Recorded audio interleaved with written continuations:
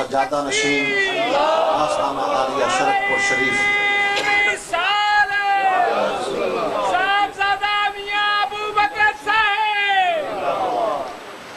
हर साल अल्हम्दुलिल्लाह आपकी सदारत में ये महफिल पाक होती है। आप शफ़क़त फरमाते हैं, तशरीफ़ लाते हैं, शेख साहब के घर में कदम रंजा फरमाते हैं। अल्लाह ताला आपका साया तादेर कायम व दायम रखे और इस घर में इसी तरह आपकी तशरीफ़ आवरी होती रहे। आपसे मुल्तमिस हूँ कि अपने नूरानी खिताब से हमारे क़ुलूब व अज़हान को मुनव्वर फरमाएँ। तमाम भाई ज़ौक़ के साथ नारा तकबीर और रिसालत बुलंद फरमा के नारा तकबीर, नारा रिसालत, नारा रिसालत। आस्ताना आलिया शरकपुर शरीफ, आस्ताना आलिया शरकपुर शरीफ। अल्हम्दुलिल्लाह अल्हम्दुलिल्लाहि रब्बिल आलमीन वल आक़िबतु लिल मुत्तक़ीन। अस्सलातु वस्सलामु अला सय्यिदिल अंबिया वल मुरसलीन व अला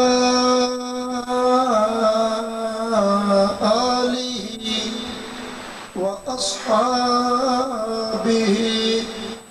व अहले बैतिही अजमईन। अम्मा बाद फ़अऊज़ु बिल्लाहि मिनश शैतानिर रजीम। बिस्मिल्लाहिर रहमानिर रहीम। वज़्कुरू निअमतल्लाहि अलैकुम इज़ कुंतुम अअदाअन फ़अल्लफ़ बैन क़ुलूबिकुम फ़अस्बहतुम बिनिअमतिही इख़वाना।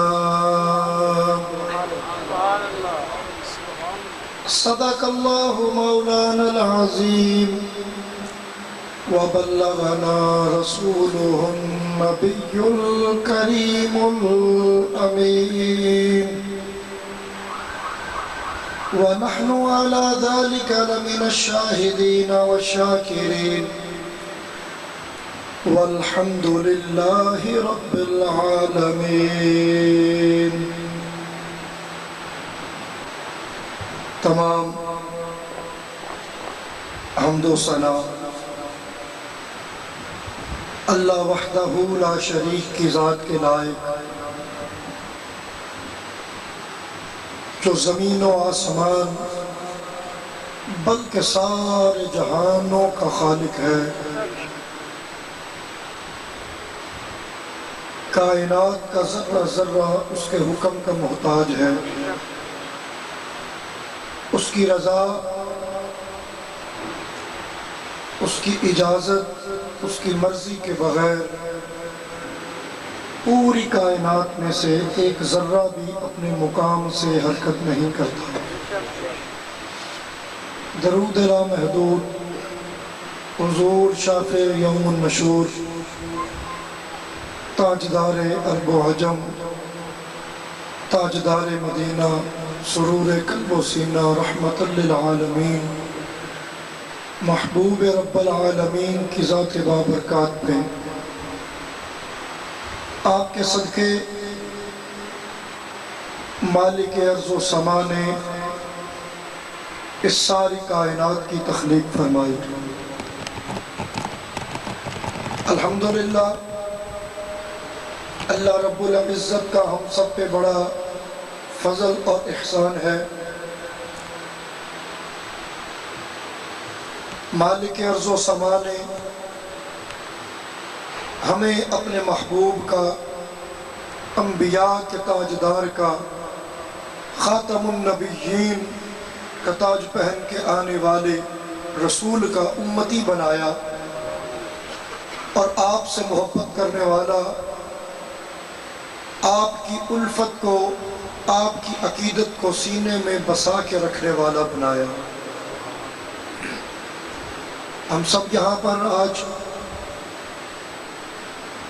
میلاد مصطفیٰ صلی اللہ تعالی علیہ وسلم کی اس بزم میں حاضر ہیں اور اپنے آقا جن کو اللہ نے نبیوں کا بھی تاجدار بنایا اور جنہیں رسولوں کا بھی سردار بنایا، ان کے ذکر کی محفل سجا کے بیٹھے ہیں، ان کا ذکر کر رہے ہیں، ان کے ذکر سے اپنے قلوب و اذہان کو معطر کر رہے ہیں اور اپنے آقا سے اپنی والہانہ محبت کا اظہار کر رہے ہیں۔ یاد رکھیے، ہم جب بھی ذکر مصطفیٰ صلی اللہ تعالی علیہ وسلم کی محفل سجاتے ہیں، اپنے آقا کے ذکر کی بزم کو سجاتے ہیں، محض رسم سمجھ کے نہیں سجاتے، بلکہ اللہ کا حکم سمجھ کے اور اپنے نامہ اعمال کو نیکیوں سے بھرنے کے لیے اپنے آقا کا ذکر سجاتے ہیں۔ بڑا پرفتن دور ہے، طرح طرح کے سوالات جنم لے رہے ہیں،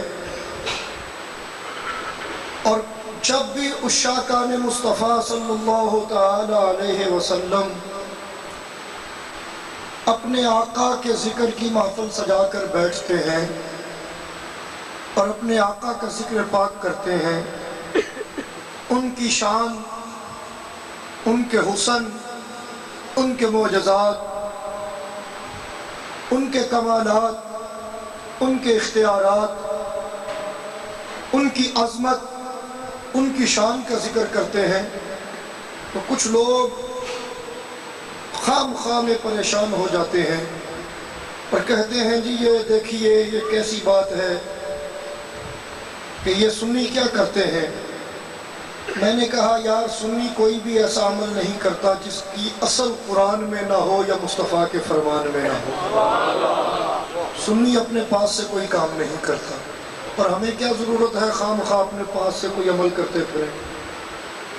الحمدللہ ہم اولیاء کرام کے خادم ہیں، ہم اہل نسبت ہیں، ہمیں اعزاز حاصل ہے کہ اللہ والوں کی مجلس میں بیٹھنے کا ہمیں اتفاق ہوا، اور ہمیں یہ سبق ملا کہ بھائی ہر وہ کام کرو جس کے کرنے سے اللہ راضی ہو جائے، رسول اللہ راضی ہو جائے۔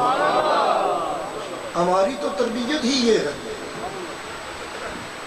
دوستو، ہم ذکر مصطفیٰ رسم سمجھ کے نہیں کرتے بلکہ عبادت سمجھ کے کرتے ہیں۔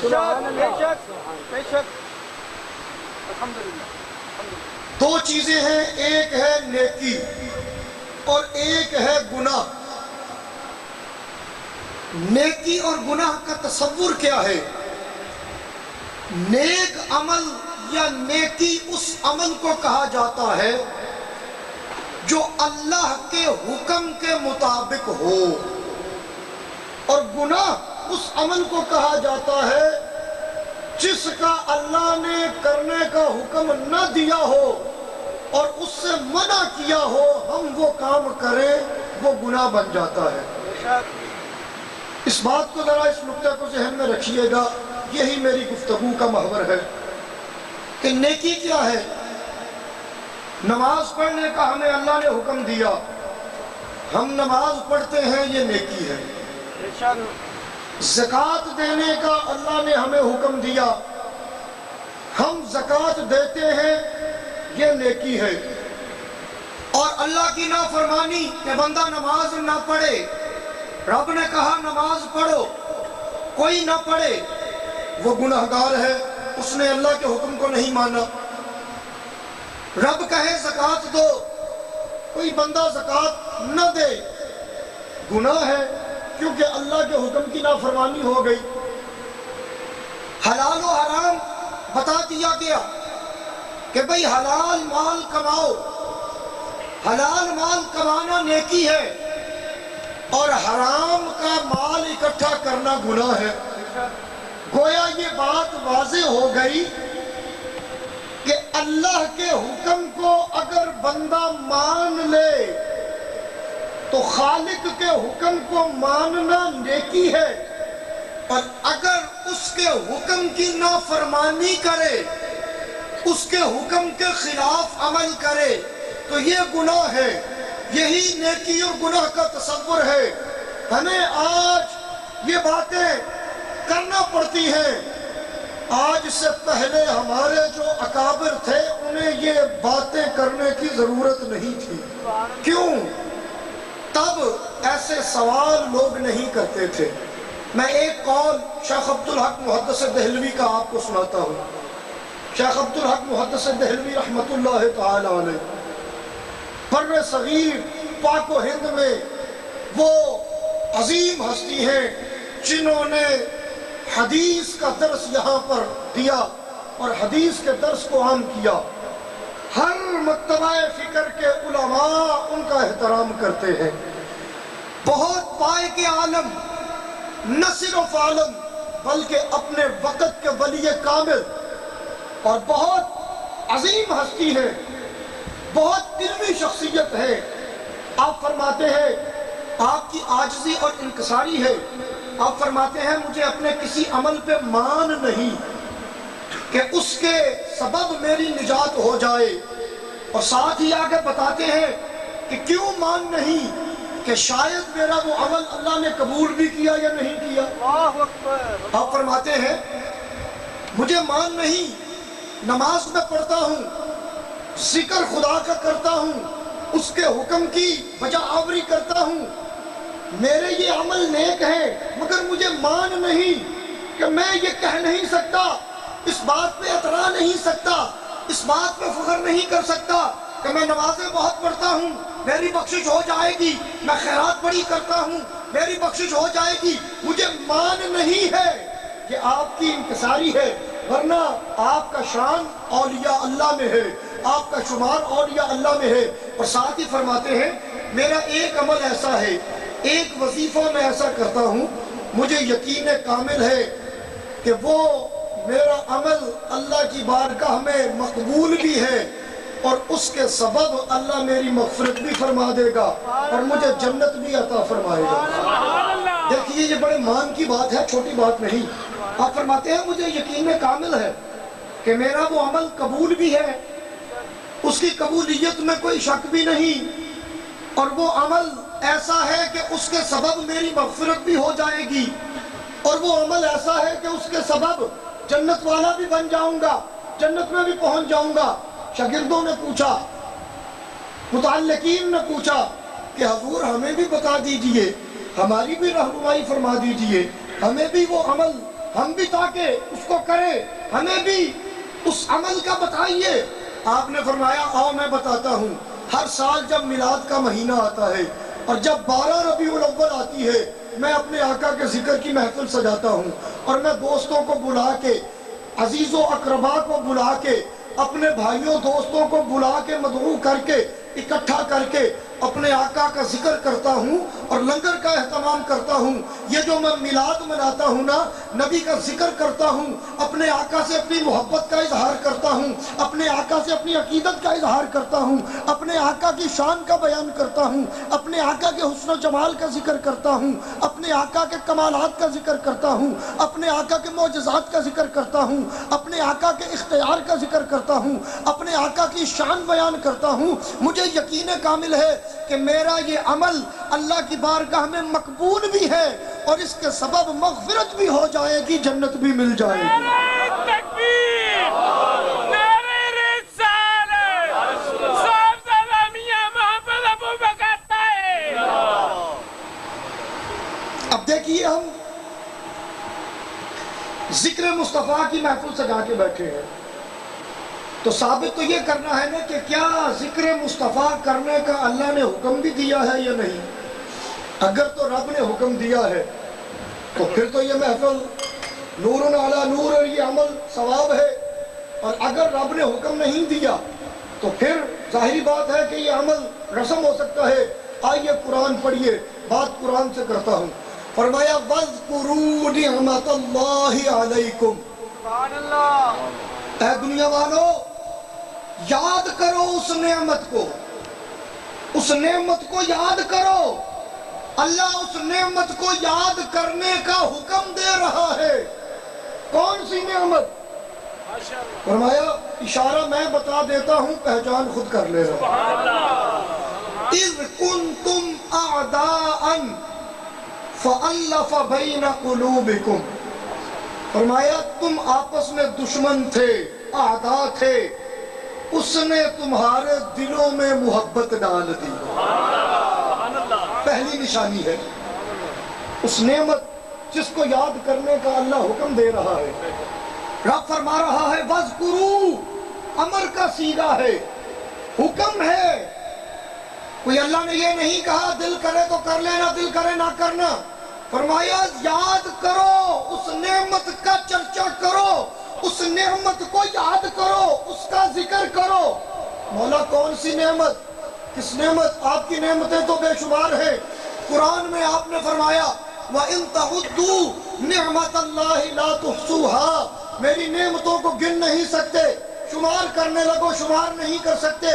نعمتیں میری بے شمار ہیں. مولا کون سی نعمت؟ فرمایا میں اس کی نشانی بتاتا ہوں. تم آپس میں دشمن تھے. اِذْ كُنْتُمْ، جب تم آپس میں، اِذْ جب، كُنْتُمْ تم تھے، اعداء دشمن، فَأَلَّفَ بَيْنَ قُلُوبِكُمْ، تو اس نے تمہارے دلوں میں محبت ڈال دی. آئیے اس زمن میں ایک واقعہ پیش کرتا چلوں، آپ کا ایمان تازہ ہوگا، بات کو سمجھنے میں آسانی ہوگی. مکہ کی سرزمین ہے، ابھی چند لوگ ہیں جنہیں کلمہ نصیب ہوا. میرے آقا کے غلامی میں آنے والے ابھی بہت کثیر تعداد میں ہیں. میرے آقا کے ایک غلام جنہوں نے وہ ضحیٰ کا چہرہ دیکھا، وہ لیل کی زلفیں دیکھی اور اسیر ہو گئے. کلمہ پڑھا، کلمہ نصیب ہوا، ایمان کی دولت سے مشرف ہوئے، مگر ہے غلام، نام ہے بلال. مکہ کی سرزمین ہے. ذرا اپنے تصور میں یہ بات لائیے، 1400 سال پیچھے چلے جائیے. ذات کا حبشی ہے، رنگ کا کالا ہے اور ہے غلام. مالک کافر ہے، نام ہے امیہ. میرے آقا کا چہرہ تکانا اور میرے آقا نے دعوت پیش کی. بلال نے قبول کی، عرض کی آقا کلمہ پڑھا کے غلام بنا لیجئے. غلامی اختیار کر لی. اب مالک کو پتہ چلا، اس کو بڑا تیش آیا. اس نے کہا میں مکے کا چودھری، میں نے کلمہ پڑھا نہیں، میں نے اسے نبی مانا نہیں، میں اس کی امت میں داخل نہیں ہوا، میں اس کو مانتا نہیں. اس کی کیسے مجال اور اس کی کیسے جرت کہ یہ میرے حکم کے خلاف چلے، جب میں نے یہ عمل نہیں کیا اس نے کیوں کیا؟ تیش میں آیا، مارا، بہت مارا، جسم کو گرم سلاخوں سے داغا. لوہے کی سلاخیں لے کے نا آگ پہ گرم کرتا، اور جب وہ لوہا سرخ ہو جاتا آگ میں، جسم پہ لگاتا، داغتا، گرم ریت پہ لٹاتا، سینے پہ اتنے بڑے بڑے پتھر رکھتا، کہتا کلمہ چھوڑ دو. کیوں محمد عربی کی غلامی اختیار کی؟ اور تو غلام تو میرا ہے، تیری قیمت تو میں نے خرچی ہوئی ہے، تجھے حاصل تو میں نے کیا ہے، پیسے میں نے خرچے، پیسے میرے لگے، اور غلامی ادھر کی اختیار کر رہا ہے. میری غلامی میں آ، جیسا میں ہوں ویسا بن کے رہ. آپ نے کہا جان تو چلی جائے گی، ایمان نہیں جائے گا.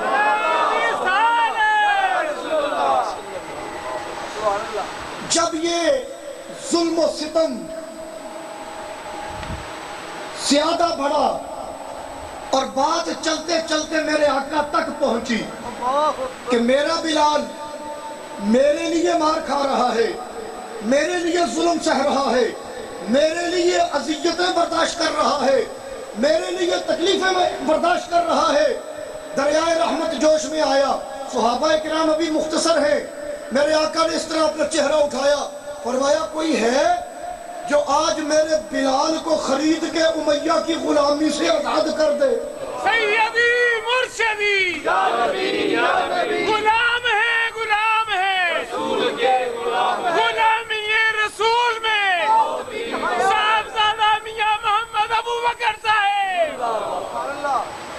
میرے آقا نے فرمایا کوئی ہے؟ صدیق کھڑے ہوئے، عرض کی آقا اجازت فرمائیے آپ کے اس حکم کی بجا آوری میں کرتا ہوں۔ میرے آقا نے خوش ہو کے فرمایا صدیق جاؤ آج میرے بلال کو لے آؤ، اس نے بڑی تکلیفیں برداشت کر لی ہیں، اس نے بڑا ظلم سہ لیا ہے، اب اس کی جان بھی جانے کے قریب ہے، جلدی چلا جا میرے بلال کو جلدی میرے پاس لے آ۔ صدیق گئے، امیہ کو بھی خبر ہو گئی کہ آج مصطفیٰ جن کا یہ مسلمان کلمہ پڑھتے ہیں انہوں نے کہا ہے کہ بلال کو امیہ سے خرید کر آزاد کرواؤ۔ صدیق اکبر گئے، جا کے کہا امیہ یہ بلال جو تیرا غلام ہے بیچنا ہے۔ اب وہ طنز کرنے لگا، طنز کیسے؟ یہ ٹیشو کا ڈبہ ہے، اس پہ اس کی قیمت لکھی ہے 32 روپے، اور بازار میں دکانوں پہ عام بکتا ہے، کوئی یہ نہیں کہ کوئی بڑی نایاب چیز ہے، اور یہ نہیں کہ یہ ڈبہ شاید ایک ہی بنا ہے اور ہے کوئی نہیں، اور میرے پاس کوئی آئے اور کہے جناب یہ ٹیشو کا ڈبہ بیچیں گے، میں کہوں جی بیچوں گا، اور مجھے اس کی مجبوری کا پتہ ہو تو اس نے کہا جی کتنے پیسے لوگے؟ میں نے کہا 10,000 روپے کا دوں گا۔ اگلا کہے گا جناب کیسی بات کرتے ہیں آپ، یہ تو پاگل پن ہے، 32 روپے قیمت لکھی ہے، آپ 10,000 مانگ رہے ہیں، کیسی بات کرتے ہیں؟ امیہ نے طنز کیا۔ اس وقت کالے رنگ کا غلام، اور یاد رکھو مکے میں منڈی لگا کرتی تھی، نہ صرف مکے میں پورے عرب میں منڈی لگا کرتی تھی، بندے کے جو غلام ہوتے تھے گلوں میں رسی ڈال کر اس طرح جانوروں کی طرح پکڑ کے لوگ لاتے تھے یہ میں نے بیچنا ہے، اور خریدار آ کے پیسے دے کے خرید کے لے جایا کرتا تھا۔ کالے غلام بھی بکتے تھے، گورے غلام بھی بکتے تھے، بد شکل بھی بکتے تھے، حسن والے بھی بکتے تھے، اور نسل در نسل لوگ غلام ہوا کرتے تھے، منڈی لگا کرتی تھی، اور کالے غلام کی قیمت پڑتی تھی 100 دینار، جو گورا ہوتا اس کی قیمت پڑتی تھی 200 دینار۔ کیوں؟ یہ حسین ہے، یہ خوبصورت ہے، یہ 200 دینار کا ہے، کالا جو ہے 100 دینار کا ہے۔ امیہ کو جب جا کے صدیق اکبر نے پوچھا امیہ بلال کو بیچو گے؟ اس نے کہا ہاں بیچوں گا۔ پوچھا کیا مول لینا ہے، کیا قیمت ہے؟ فرمایا 4,000 دینار لوں گا، اور ساتھ میں بدلے میں تیرا فلاں سفید رنگ کا جو غلام ہے وہ بھی لوں گا۔ اب قیمت 100 دینار قیمت، اور 4,000 مانگا، اور خالی قیمت نہیں مانگی۔ تاریخ پڑھ کے دیکھیے، مکہ کی تاریخ، کالا غلام آدھی قیمت میں بکتا تھا، گورا غلام جس کی چمڑی سفید ہوتی تھی، جس کا رنگ سفید ہوتا تھا، جو خوبصورت ہوتا تھا، حسین ہوتا تھا، اس کی قیمت ڈبل ہوتی تھی۔ انہوں نے کہا وہ فلاں جو تیرا سب سے خوبصورت غلام ہے اس کے بدلے میں ایک تو وہ دو، اور خالی تبادلہ نہیں کروں گا، ساتھ میں 4,000 دینار بھی لوں گا۔ کیوں؟ امیہ کو پتا تھا کہ ابو بکر کو اس کے آقا کا حکم ہے، آج میں آزماتا ہوں ابو بکر کا عشق کتنا کامل ہے، ابو بکر کیا کرتا ہے، یہ اپنے آقا کے حکم کی بجا آوری کب کہاں تک کرتا ہے۔ اس نے مول اتنا مانگا، میرے صدیق نے سودا نہیں کیا، جب اس نے مول مانگا فرمایا جو تو نے مانگا ہے مجھے قبول ہے، اور میں تو شکر کر رہا ہوں تو بیچنے پہ تو راضی ہو گیا۔ سیدی مرشدی غلام ہے رسول کے غلام ہے، غلامی رسول میں۔ آپ نے کہا تو نے مول ہی بڑا تھوڑا مانگا ہے، اور کبھی تو یہ کہتا نا ابو بکر اس کے بدلے میں تو میری غلامی میں آ جا، اور بلال کو پھر آزاد کروں گا، اور اپنا سارا مال دے دے پھر بلال کو آزاد کروں گا، مجھے تو یہ بھی سودا قبول تھا، تو نے قیمت ہی کچھ نہیں مانگی، کوئی جرا نہیں کی، کوئی بحث نہیں کی، کوئی سودے بازی نہیں کی۔ 4,000 درہم دیا، ساتھ میں غلام دیا، بلال کا ہاتھ پکڑا، آقا کی بارگاہ میں آئے۔ اب مجھے یہ بتاؤ بلال تو حبش کا رہنے والا ہے، رنگ کا کالا ہے، صدیق اکبر سے اس کی کوئی رشتہ داری نہیں، صدیق اکبر سے اس کا کوئی تعلق نہیں، تعلق ایک ہی ہے کہ وہ بھی آقا کے غلام ہے، یہ بھی آقا کا غلام ہے، ایک ہی تعلق ہے۔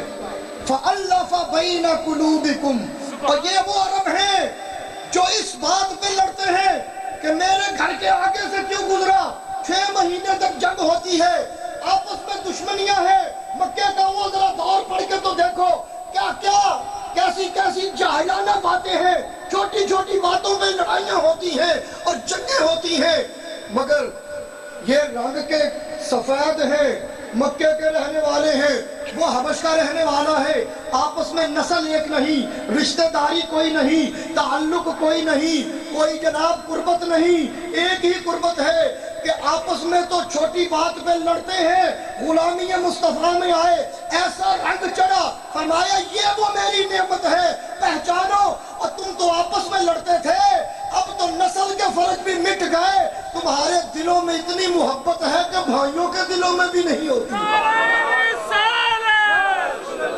میری رسالت صاحبزادہ الحاج میاں محمد ابو بکر صاحب۔ اذ کنتم اعداء، قرآن کہتا ہے تم دشمن تھے، تم آپس میں دشمن تھے، پہچان کرو میری نعمت کی، میری کون سی نعمت ہے جس کو میں یاد کرنے کا حکم دے رہا ہوں، میں کہتا ہوں اس نعمت کو یاد کرو، اس کا چرچا کرو، اس کا ذکر کرو، فرمایا تم دشمن تھے، اس نے تمہیں الفت کے رشتوں میں باندھ دیا۔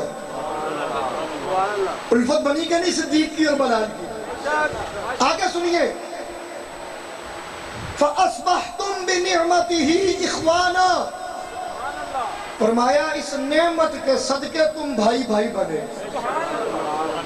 تیسری نشانی، وَكُنْتُمْ عَلَى شَفَا حُفْرَةٍ مِّنَ النَّارِ، فرمایا یہ میری وہ نعمت ہے، تم تو جہنم کی آگ کے گھڑے کے کنارے پہ تھے، حُفْرَةٍ مِّنَ النَّارِ، جہنم کے گھڑے کے کنارے پہ تھے، فَأَنْقَذَكُمْ مِنْهَا، تو اس نعمت نے تمہیں جہنم سے بچا کے جنت والا بنا دیا۔ یاد کرو اس نعمت کو، تو بتاؤ جہنم سے ہمیں کس نے بچایا ہے؟ سرکار مدینہ صلی اللہ علیہ وسلم۔ بولیے ذرا، سرکار مدینہ کوئی شک ہے اس میں؟ آج ہم اگر مسلمان بھائی بھائی ہیں، ہم پاکستان میں رہتے ہیں، بوسنیا کے اندر اگر کسی مسلمان پہ ظلم ہوتا ہے ہمارے دل یہاں پہ دکھتے ہیں، ہمارا ان سے کوئی نسل کا تعلق نہیں، ہماری رشتہ داری نہیں، کبھی ہم نے ان کو دیکھا نہیں، کبھی ان کے ملک میں گئے نہیں، کبھی ان سے ملاقات نہیں، ان سے کوئی تعلق داری نہیں، کوئی لین دین نہیں، کوئی کاروبار نہیں، کوئی رشتہ داری نہیں، کوئی عزیز داری نہیں، کیا تعلق ہے؟ وہ بھی محمد الرسول اللہ کے غلام ہیں، ہم بھی محمد الرسول اللہ کے غلام ہیں۔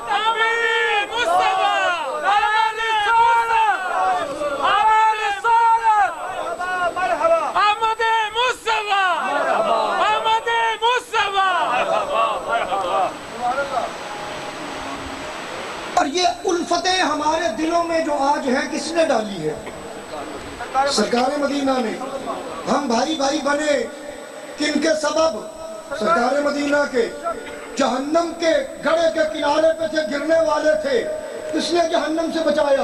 ابھی کہہ رہے تھے نا خلیل سلطان صاحب کہ تاریکی ہی تاریکی تھی، لوگ جہالت کے اندھیروں میں ڈوبے ہوئے تھے، بت پرستی عام تھی، اللہ کو کوئی جانتا نہ تھا، رب کی پہچان نہ تھی، بتوں میں رب کو تلاش کیا جا رہا تھا، بیت اللہ میں بھی بت رکھے ہوئے تھے، مکہ کی وہ سرزمین ذرا نقشہ تو اپنے ذہنوں میں لاؤ، ہر طرف اندھیرا تھا اور کفر کی وہ اندھیری گٹائیں چھائی ہوئی تھی ہر طرف، اور ان قریب وہ گٹائیں ہمیں جہنم تک لے جانے والی تھی۔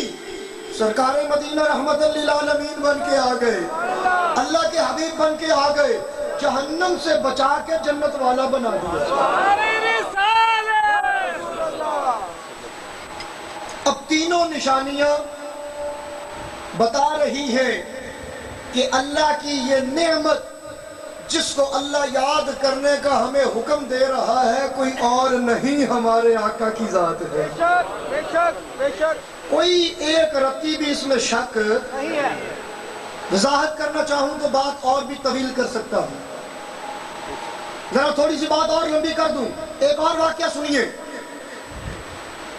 ہجرت کا حکم ہوا، میرے آقا نے کہا اے میرے غلاموں، اے میرے ماننے والوں، مکہ چھوڑ کے مدینہ شریف کی طرف چلے جاؤ، کافر تمہیں بڑی تکلیفیں دے چکے، بڑی اذیتیں دے چکے، تم کافروں کے بہت ظلم سہ چکے، اللہ کا حکم آ گیا مکہ کو خیر بات کہو، مدینہ چلے جاؤ۔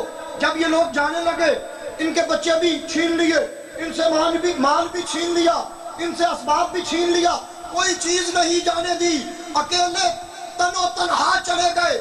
جب مدینے میں گئے اب کپڑے بھی کوئی نہیں، سر پہ چھت بھی کوئی نہیں، گھر بھی کوئی نہیں، کاروبار بھی سب کچھ تو چھوڑ آئے ہیں، کاروبار بھی چھوڑ آئے، مال اسباب بھی چھوڑ آئے، مکان بھی چھوڑ آئے، زیورات بھی چھوڑ آئے، بلکہ اکثر تو بچے بھی نہ لانے دیے، ان سے بچے بھی چھین لیے گئے۔ اب یہ لٹے پٹے میرے آقا کے غلام جب مدینہ پاک کی سرزمین پر پہنچے، میرے آقا جلوہ گر ہوئے، مدینے والوں نے استقبال کیا۔ میرے آقا نے کہا مواخات کا ذرا مظاہرہ کرو نا، ایک ایک مہاجر کو اپنا بھائی بنا دو۔ اب مکے کے انصار، اسی لیے ان کو انصاری کہا جاتا ہے، آگے بڑھے، کوئی اس کا بازو پکڑ کے کہتا ہے تو میرا بھائی ہے، کوئی اس کا بازو پکڑ کے کہتا ہے تو میرا بھائی ہے۔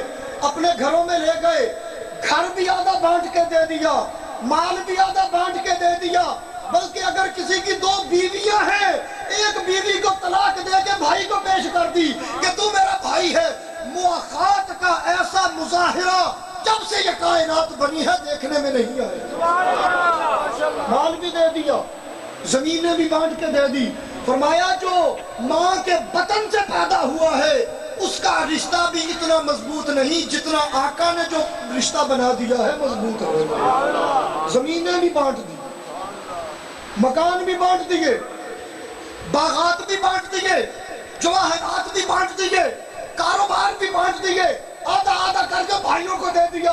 پڑھیے تاریخ مدینہ اور میرے آقا کی سیرت کو پڑھیے کہ ایسا انہوں نے مظاہرہ کیا۔ مواخات کا وہ عمل جو میرے آقا کی ہجرت کے بعد بنا، اس کی مثال نہیں ملتی۔ یہ بھائی بھائی والا جو رشتہ ہے یہ کس نے بنایا ہے؟ سرکار مدینہ صلی اللہ علیہ وسلم، سرکار مدینہ نے۔ اللہ کی یہ نعمت، اس کی ساری نشانیاں پوری ہو رہی کہ وہ نعمت سرکار مدینہ کی ذات ہے۔ تو رب کیا کہہ رہا ہے؟ وَاذْكُرُوا نِعْمَةَ اللَّهِ عَلَيْكُمْ، یاد کرو اس نعمت کو، اس نعمت کو بھول نہ جانا، بھلا نہ دینا۔ آج ہمیں اس نعمت کو بلانے کا درس دیا جاتا ہے، ہمیں کہا جاتا ہے اللہ اللہ تو ضرور کرو، رسول اللہ کا نام نہ لو۔ میں نے کہا بے وقوفوں کیسی بات کرتے ہو، اللہ کا ذکر کرو، جب تک رسول اللہ کا ذکر ساتھ نہ کرو ذکر مکمل ہی نہیں۔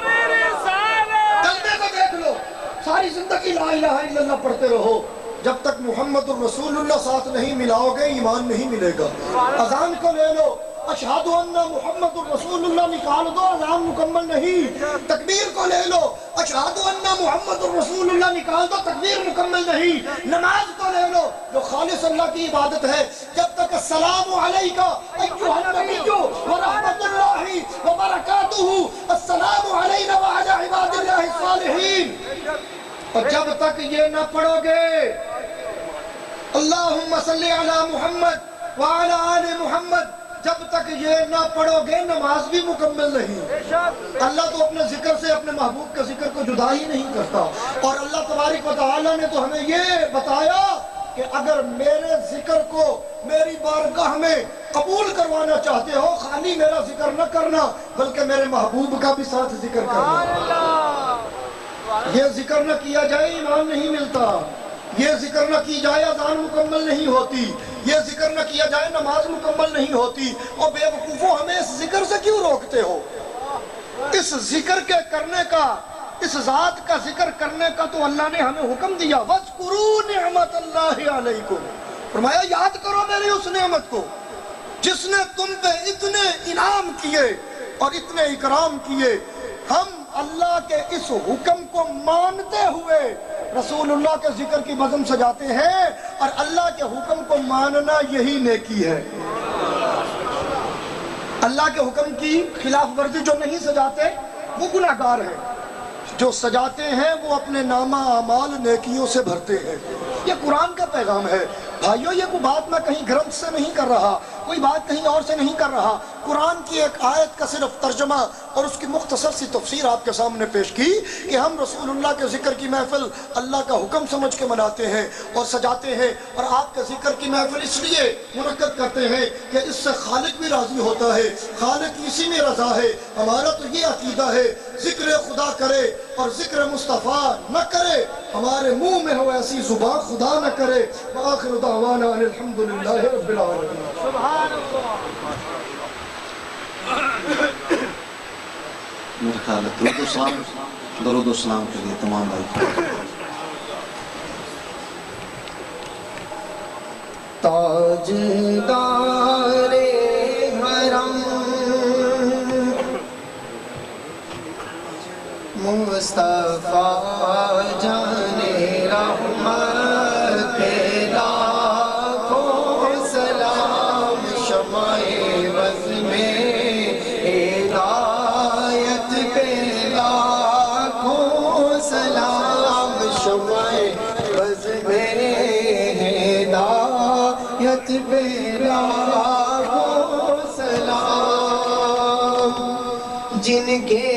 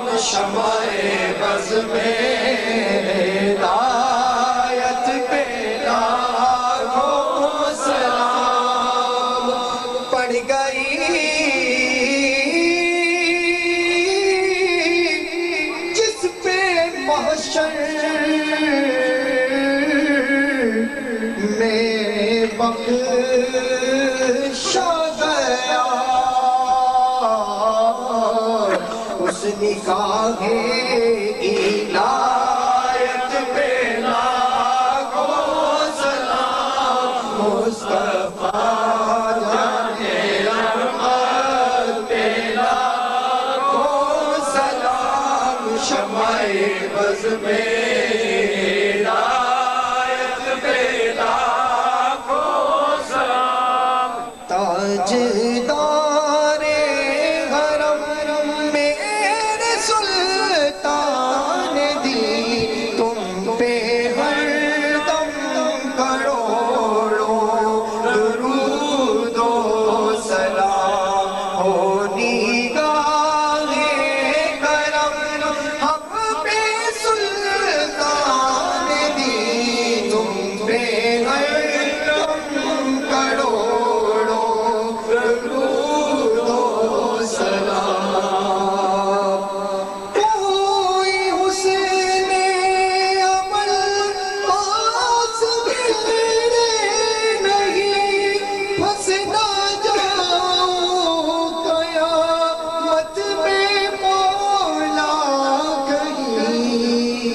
لاج رکھنا تمہیں میرے سلطان دی، تم پہ ہر دم کروڑوں درود و سلام، آقا تو مدینے بلا لیجئے مجھ گناہگار کو،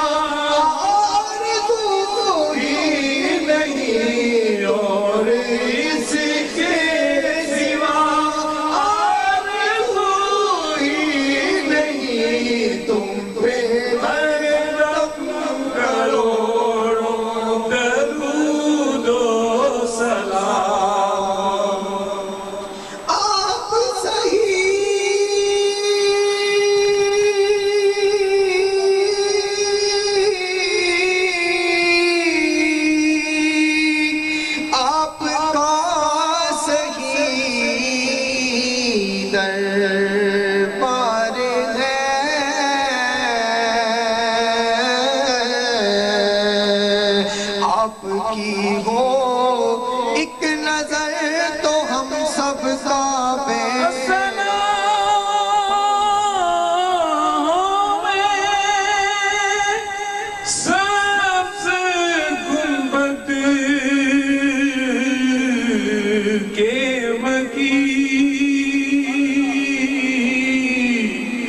السلام یا رحمت للہ قدی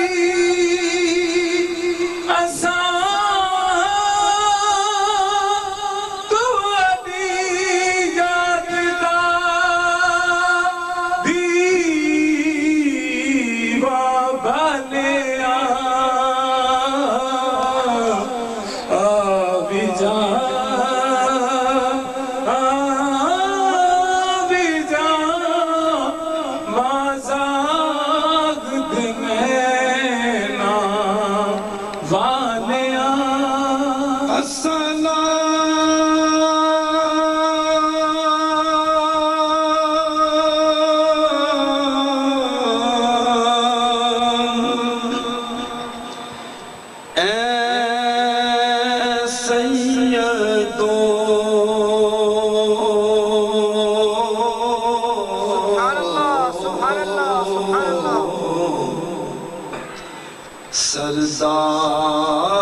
سردار کل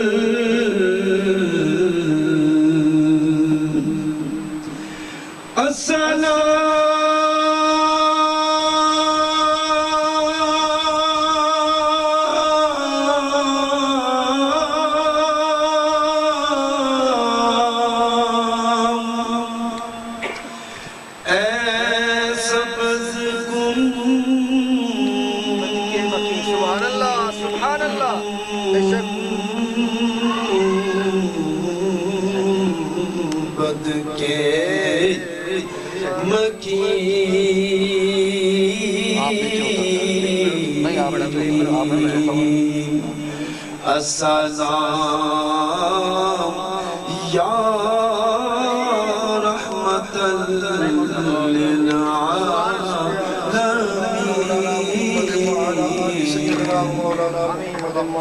سیدنا ومولانا محمد مبارک وسلم آمین ربنا آتنا فی الدنیا حسنة وفی الآخرة حسنة وقنا عذاب النار وقنا عذاب القبر وقنا عذاب الحشر وقنا عذاب الميزان وأدخلنا الجنة مع الأبرار بحرمة سيد الأبرار یا عزیز و یا غفار یا رب العالمین.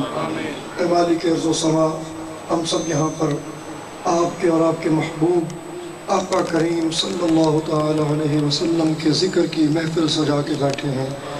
مولا کریم، ہم سب اپنے آقا سے محبت لے کر اور اپنے آقا کی عقیدت میں یہاں پر آئے ہیں. صاحب خانہ نے بڑی محبت سے، الفت سے، عقیدت سے، احترام سے، پیار سے، خلوص سے، جذبے سے اپنے آقا کے ذکر کی اس بزم کو سجایا ہے. مولا کریم، صاحب خانہ کے اس بزم کو سجانا، ہم سب کا اس میں آنا، اپنے آقا کا ذکر کرنا، اپنے آقا سے والہانہ محبت کا احترام کرنا، آپ کے محبوب کی شان بیان کرنا، مولا قبول فرما اور ہمارے لیے اسے ذریعہ نجات بنا. اس محفل میلاد کا صدقہ صاحب خانہ کی پریشانیاں، تکلیفیں، مصیبتیں، دکھ، درد دور فرما اور ان کے علم، عمل، رزق میں برکتیں عطا فرما. اے مالک ارض و سما، جتنے بھی حاضرین آئے سب کی حاضری کو قبول فرما اور سب کی نیک اور جائز حاجات کو پورا فرما. بیماروں کو شفا عطا فرما، پریشان حالوں کی پریشانیاں دور فرما، تکلیفوں سے مصیبتوں سے دکھوں سے پریشانیوں سے نجات عطا فرما ہمارے نہایت ہی محترم بھائی محمد یونس صاحب جو بیمار ہیں مولا انہیں صحت کلی عطا فرما اور بھی جو احباب بیمار ہیں صاحب خانہ میں سے یا حاضرین میں سے یا ان کے عزیز و اقارب میں سے مولا سب کو صحت عطا فرما سب کی پریشانیوں کو دور فرما سب کی نیک اور جائز حاجات کو پورا فرما وصلی اللہ تعالی علی رسول خیر خلقہ ونور عرشہ وزینت فرشہ وقاسم رزقہ سیدنا و مولانا محمد وعلی آلہ واصحابہ واہل بیتہ اجمعین برحمتک یا ارحم الراحمین.